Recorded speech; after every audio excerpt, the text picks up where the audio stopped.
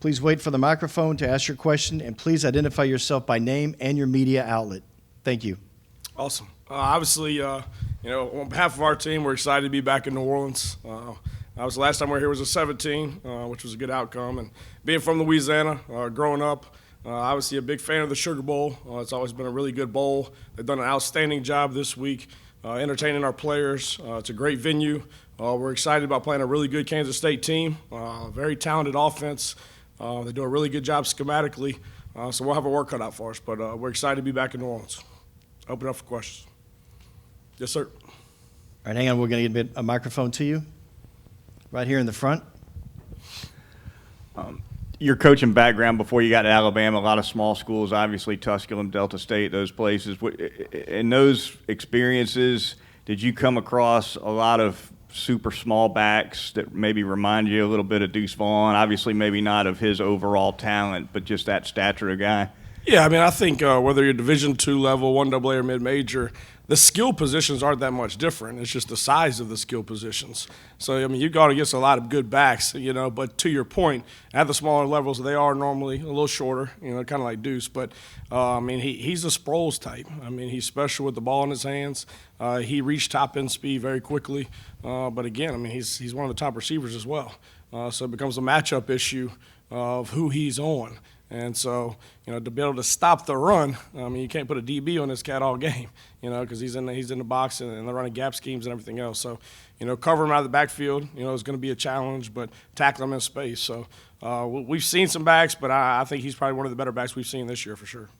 I'm going to stay here in the front. Nick Kelly, Tuscaloosa News. We haven't talked to you since August. How would you assess your performance as a coach, play caller this season?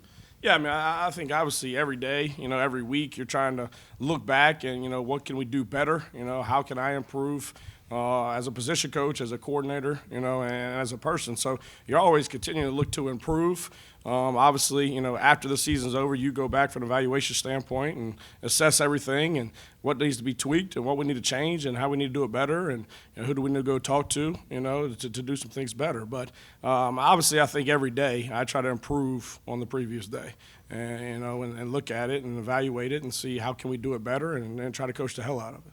Right here in the second row. Ted Lewis from the Times-Picayune. From just showing your unfamiliarity with the procedure here, you don't get to talk very often. What's it like being Nick Saban's defensive coordinator for 4 years? How does one last in the job that long, and what kind of boss is he? No, he's a great boss, and I think obviously people look at it and, it's black and white, so just like for our players, there's an expectation of your position, but it's very black and white and it's detailed out and what the expectations are, and you go to work every day and you try to achieve it, but at least there's no gray.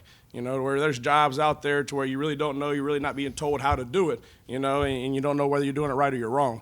Here. And so you hear it every day. But it's awesome just being around the greatest coach of all time, day to day and all day, and learning from him, not only defensive, but how to manage a team, how to manage people.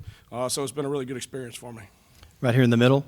Hey, Pete, Aaron Suttles, the Athletic. You've come along in the game and grown up during this time of offensive just explosion, evolution, where teams are spreading you out, they're going pace, they're not subbing, they're not allowing you to sub. When you self-scout, do you ever look back sometimes and think maybe Alabama's defense is too complex? I think we're always looking to how can you simplify things. But I think, offenses do a good job of using the horizontal space of the field, and they're still stretching you vertically, with the RPOs, using all 11 guys, especially this team using the quarterback. So it is a challenging from that standpoint. But, also it's – as a coach, you want your guys to be in the best position possible based on what they're doing. And so there's always that fine line of being too simple, right? And then they're going to go check with me, and everybody in the building knows what you're in, and they got a matchup, right? And they're going to win that matchup, to being too complex and, motions and shifts and multiple calls within one, you end up not being on the same page. And if you get a bust, it doesn't matter, right? The call didn't matter. So I think, obviously simplifying things, especially with young players. But I think offensive now, they're so multiple, but, based on formation, you kind of know what you're going to get. So you try to pare it down and help your kids out, so they can work that throughout the week. So absolutely, we're always looking a way to make it easier while still not giving away what we're doing and being too simple. Yeah. In the back on the right side here. Coach Stephen Smith of Touchdown Alabama, just in coaching young linebackers, what have you seen in Jihad Campbell grasping the playbook and just playing fast as a young linebacker? Yeah, Jihad was an outside linebacker in high school, so that transition from outside to inside is hard because obviously it's an outside piece. You're not reading, diagnosing the box, and you don't have keys, and you don't have a run and a pass responsibility. So, obviously the spring and the summer was big for him. We were talking about, Coach and I were talking about this morning. One great thing about these bowl games is these kids get 11 extra practices. And I think Jihad Campbell and Sean Murphy, those two freshman linebacker, have really taken advantage of these extra 11 practices. So I think he's become more comfortable in the position. I think he's, trained his eyes this season so he can trust them. Athletic ability's never been the issue. He's got really good twitch. He's got really good pass rush ability, having been an outside backer in high school, but he's starting to learn and be able to read and diagnose the box, and motion and flashers and things like that aren't affecting him as much. So he's taking a big step. We're expecting some big things from him in the future. We'll go to the back here on the left side.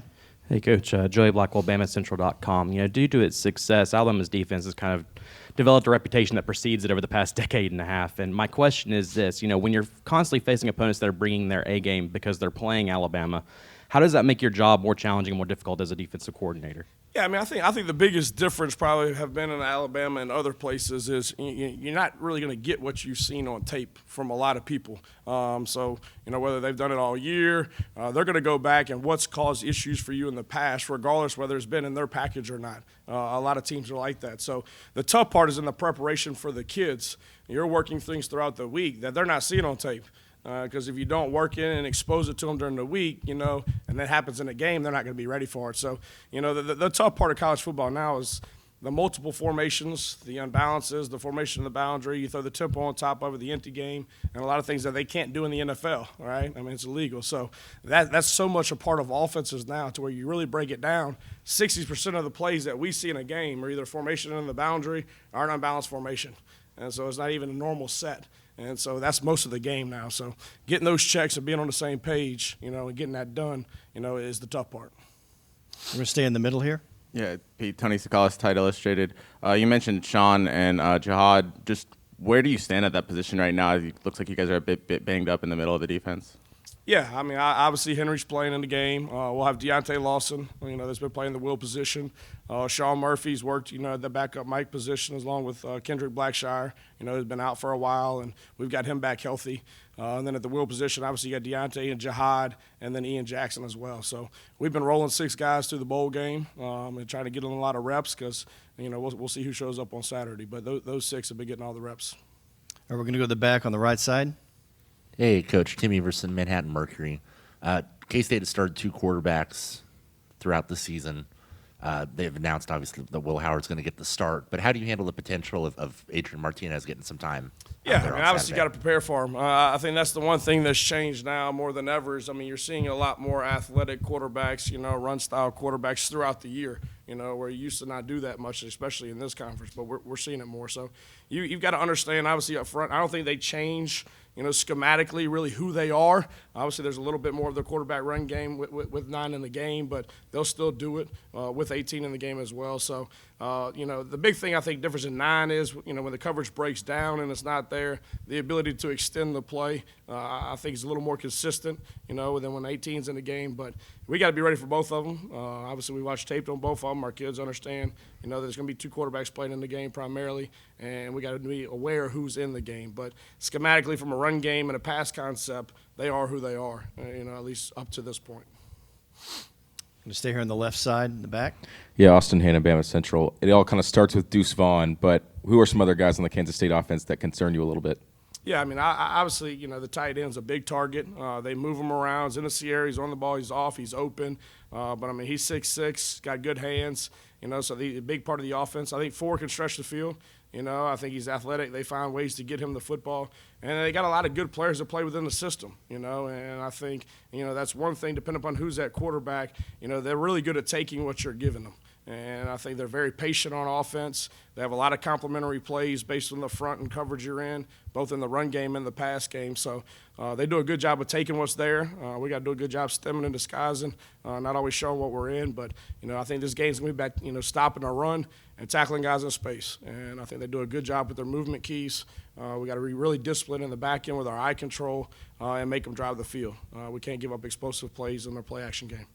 All right, we're going to go to the far back left side. Yes, Tony Reese, WTVM, ABC affiliate in Columbus, Georgia. Coach, we talk about guys' pivotal decision earlier this month when Will said that he played in this game. Just kind of how pivotal has been to defensive morale, just how essential is he now to that defense going forward?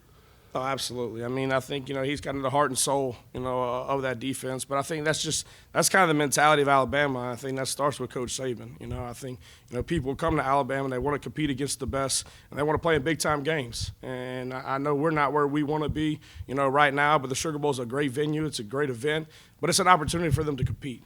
And I think that's the guys that we're trying to recruit. That's the people this day and age that you need on your team. And it ain't always about money. There's opportunity to go out and get better, improve my craft. But it's about competing. And it's about winning the damn game. And I think that's the competitor in Will. And that's the competitor in a lot of our guys. That, there's still opportunity for him to increase value. But more importantly, to go out there with his boys and finish this thing the right way. We're going to stay here in the middle of the left side.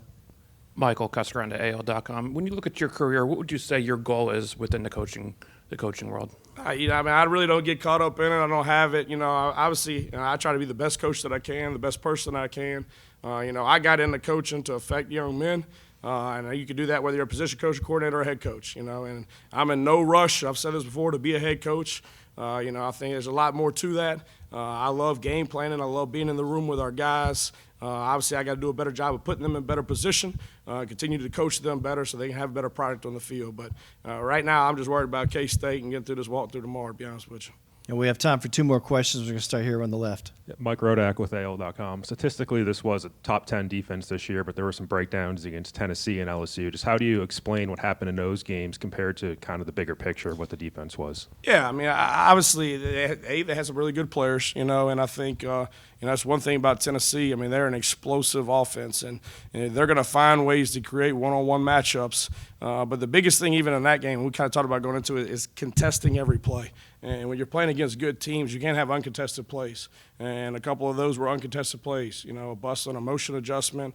When they have an audible, they run the same play every time. We don't get the check. So, getting all 11 guys, on the same page was a big piece. But also, in big games, guys got to step up and make plays when they need to. And I felt like in those games, in critical moments, the other team stepped up and made more plays than we did.